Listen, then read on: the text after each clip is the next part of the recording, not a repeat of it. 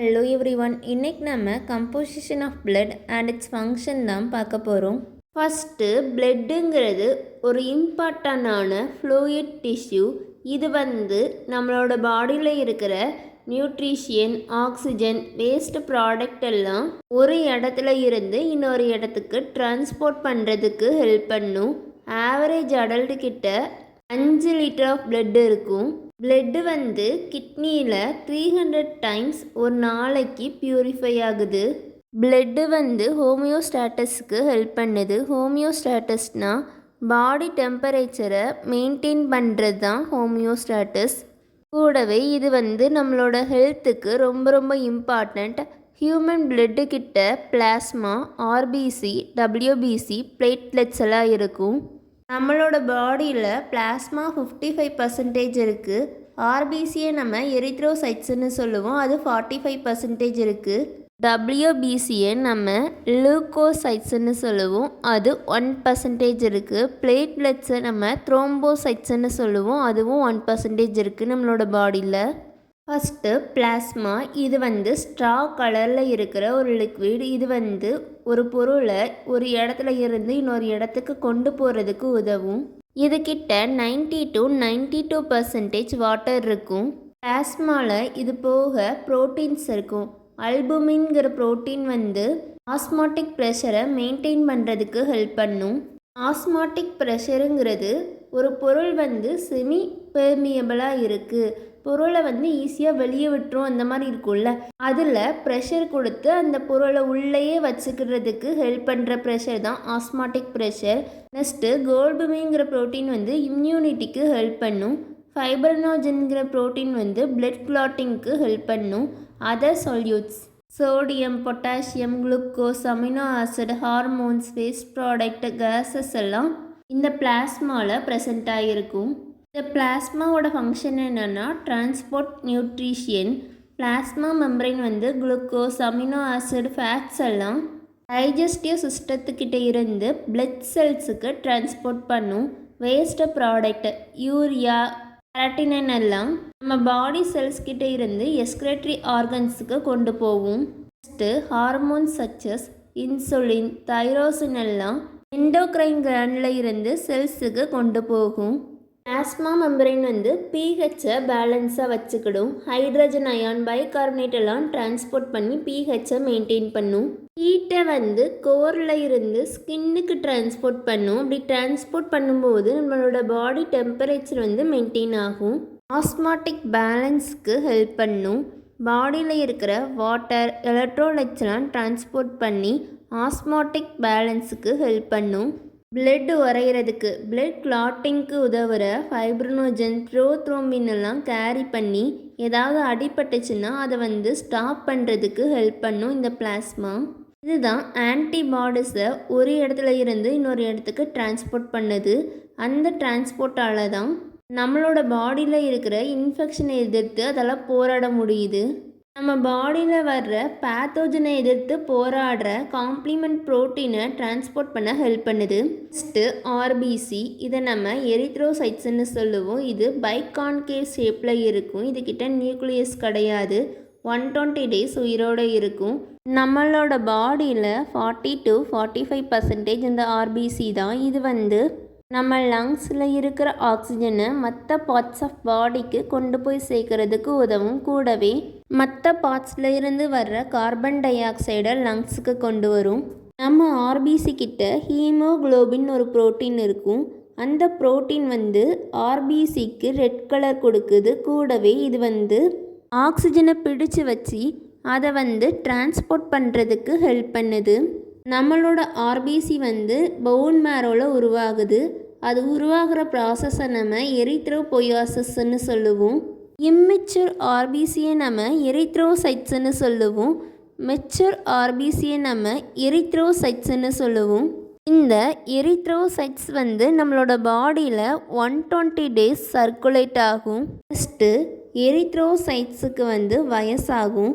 வயசானதுக்கப்புறம் spleen இல்லாட்டி liver நம்மளோட பிளட்டை சர்க்குலேஷனில் இருந்து ரிமூவ் பண்ணி விட்டுரும். இந்த ஆர்பிசியோட ஃபங்க்ஷன் என்னென்னா ஆக்சிஜன் டிரான்ஸ்போர்ட். ஆக்சிஜனை வந்து லங்ஸில் இருந்து மற்ற பார்ட்ஸ் ஆஃப் பாடிக்கு அனுப்பிவிடும். கார்பன் டை ஆக்சைடை மற்ற பார்ட்ஸ் ஆஃப் பாடிக்கிட்ட இருந்து லங்ஸுக்கு கொண்டு போகும். நம்மளோட pHஐ மெயின்டைன் பண்ணுறதுக்கு ஹெல்ப் பண்ணும். இது வந்து எக்ஸஸ் ஹைட்ரஜன் அயானை பாதுகாத்து pHஐ மெயின்டைன் பண்ணும். குளுக்கோஸ், அமினோ ஆசிடெல்லாம் டிஷ்யூக்கு டிரான்ஸ்போர்ட் பண்ணும். கூடவே வேஸ்ட் ப்ராடக்ட், யூரியா, கெரட்டமைன் அதெல்லாம் பாடி டிஷ்யூ கிட்ட இருந்து எடுத்து டிரான்ஸ்போர்ட் பண்ணிவிடும். Next WBC. இதை நம்ம லியூகோசைட்ஸ்ன்னு சொல்லுவோம். இது வந்து இம்யூன் சிஸ்டத்துக்கு ஹெல்ப் பண்ணும். அதாவது நோய் எதிர்த்து போராடுறதுக்கு ஹெல்ப் பண்ணும். WBCயில் மொத்தம் 5 மெயின் டைப்ஸ் இருக்குது. நியூட்ரோஃபில்ஸ், ஈசினோஃபில்ஸ், பேசோஃபில்ஸ், லிம்போசைட்ஸ், மோனோசைட்ஸுன்ட்டு. அடல்ட்டு கிட்ட 4500 to 11,000 செல்ஸ் பெர் மைக்ரோலீட்டர் கிட்ட இருக்கும். சைல்டு கிட்ட 5000 இருந்து 15,000 செல் பெர் மைக்ரோலீட்டர் வரை இருக்கும். நம்ம WBCயை ரெண்டாக பிரிக்கிறோம். கிரானுலோசைட்ஸ், ஏ கிரானுலோசைட்ஸுன்ட்டு. கிரானுலோசைட்ஸ் கிட்ட கிரானியூல் இருக்கும். இது வந்து 70 to 80% ஆஃப் WBC. கிரானுலோசைட்ஸ் கிட்ட மொத்தம் 3 இருக்குது. நியூட்ரோஃபில், ஈசினோஃபில், பேசோஃபில்ன்ட்டு. First neutrophil. இது வந்து பாக்டீரியல் இன்ஃபெக்ஷனோட போராட உதவும். Next eosinophil. இது வந்து பாராசைட்டை எதிர்த்து போராடவும் அலர்ஜிக் ரியாக்ஷனுக்கும் ஹெல்ப் பண்ணும். Next basophil. இது வந்து அலர்ஜிக் ரியாக்ஷன் நடக்கும்போது அதில் வர வீக்கத்துக்கெல்லாம் உதவும். Next agranulocytes. இது கிட்ட கிரானியூல்ஸ் கிடையாது. இது வந்து 20 to 30% ஆஃப் WBC. ஏ கிரானுலோசைட்ஸில் மொத்தம் 2 இருக்குது. லிம்போசைட்ஸ், மோனோசைட்ஸுன்ட்டு. லிம்போசைட்ஸ் வந்து நோய் எதிர்ப்பு சக்திக்கு ஹெல்ப் பண்ணும். லிம்போசைட்ஸ் கிட்டே மொத்தம் 2 இருக்குது. B lymphocytes, T லிம்போசைட்ஸுன்ட்டு.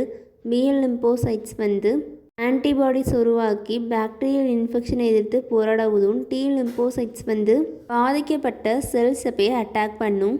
Next monocytes. இந்த மோனோசைட்ஸ் வந்து foreign particle, bacteria, dead cells எல்லாம் அப்படியே முழுங்கிரும். Next dendritic cells, natural killer செல்ஸ்னு WBCயில் இன்னும் 2 டைப்ஸ் இருக்குது.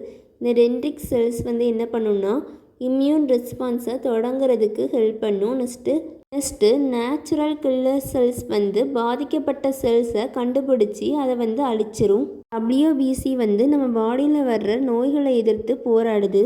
நம்ம பாடிக்கு வர்ற தேவையில்லாத புது சப்ஸ்டன்சஸை கண்டுபிடிச்சி அதை வெளியேற்றுது. ஆன்டிபாடிஸ் உருவாக்குது. நோய் எதிர்ப்பு சக்தியை ஆக்டிவேட் பண்ணுது. Next platelets. இதை நம்ம த்ரோம்போசைட்ஸ்ன்னு சொல்லுவோம். இது சின்னதாக இர்ரெகுலர் ஷேப்பில் இருக்கும். இது வந்து நம்மளுக்கு அடிபட்டுச்சுன்னா அதில் வர இரத்தத்தை உறைய வைக்கவும், வூண்ட் ஹீலிங், அடிப்பட்ட இடத்த சரி பண்ணவும் ஹெல்ப் பண்ணுது. அடல்ட்டு கிட்ட 150,000 இருந்து 450,000 பிளேட்லெட்ஸ் பெர் மைக்ரோலீட்டர் ஆஃப் பிளட்டில் இருக்குது. சைல்டு கிட்ட 150,000 இருந்து 400,000 வரை பிளேட்லெட்ஸ் 1 லிட்டர் பிளட்டில் இருக்குது. Next function of platelets. First blood clotting. அடிப்பட்ட இடத்துல பிளேட்லெட்லாம் ஒன்று கூடி பிளேட்லெட் பிளக்கை வந்து உருவாக்கும். அது வந்து ரத்தம் வராமல் தடுக்கும் வெளியில். Next wound healing.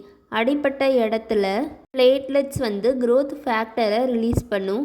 அது வந்து டிஷ்யூ வளர்கிறதுக்கு ஹெல்ப் பண்ணும். நெக்ஸ்ட்டு இன்ஃப்ளமேஷன்னா வீக்கம். பிளேட்லெட்ஸ் வந்து கெமிக்கல் சிக்னல்ஸை ரிலீஸ் பண்ணி WBCயை அடிப்பட்ட இடத்துக்கு கொண்டு வரும். பிளேட்லெட்ஸ் எல்லாம் ரொம்ப ஸ்மாலாக இருக்கும். 2 to 3 μm டயாமீட்டரில் தான் இருக்கும். நெக்ஸ்ட்டு இதுக்குன்னு தனியாக ஷேப் கிடையாது, இர்ரெகுலர் ஷேப்பாக தான் இருக்கும். இது வந்து 8 to 12 டேஸ் தான் உயிரோடு இருக்கும். இதுக்கிட்ட நியூக்ளியஸ் கிடையாது. இதுக்கிட்ட நியூக்ளியஸ் இல்லாதனால ரொம்ப ஃப்ளெக்சிபிளாக இருக்கும். டோட்டலாக ஃபங்க்ஷன் ஆஃப் பிளட்டுன்னு பார்க்கும்போது ஆக்சிஜனை டிரான்ஸ்போர்ட் பண்ணுறது, நியூட்ரிஷனை டிரான்ஸ்போர்ட் பண்ணுறது, வேஸ்ட்டை ரிமூவ் பண்ணுறது, பாடி டெம்பரேச்சரை மெயின்டைன் பண்ணுறது, pHஐ மெயின்டைன் பண்ணுறது, ஹார்மோன்ஸை டிரான்ஸ்போர்ட் பண்ணுறது, இம்யூனிட்டிக்கு ஹெல்ப் பண்ணுறது. Next blood related disorder. First அனிமியாங்கிறது RBC கம்மியாக இருக்கிறது. லுக்கேமியாங்கிறது பிளட்டு உருவாகிற இடத்துல கேன்சர் வர்றது தான் லுக்கேமியா. லிம்ஃபோமாங்கிறது WBC சிம்பத்தட்டிக் சிஸ்டத்தெல்லாம் அஃபெக்ட் பண்ணுற கேன்சர். தலசிமியா. இது வந்து பாடியில் நார்மலாக இருக்கிறத விட ஹீமோக்ளோபின் அளவு கம்மியாக இருக்கும். இது வந்து ஜெனட்டிக் டிஸார்டர். நெக்ஸ்ட்டு சிக்கிள் செல் டிசீஸ். இதில் வந்து RBC வந்து கரெக்டான ஷேப்பில் இருக்காது, சிக்கிள் ஷேப்பில் இருக்கும். அதனால் போதுங்கிற அளவுக்கு ஆர்பிசி இருக்காது, பிளட்டு போகிற இடத்த வந்து அடைச்சிரும். Next haemophilia. இதில் பிளட்டு கிளாட் ஆகாது, அடிப்பட்ட இடத்துல ரத்தம் வந்துட்டே இருக்கும். அவ்வளோதான். தேங்க்யூ. தேங்க்ஸ் ஃபார் வாட்சிங் and don't forget to subscribe.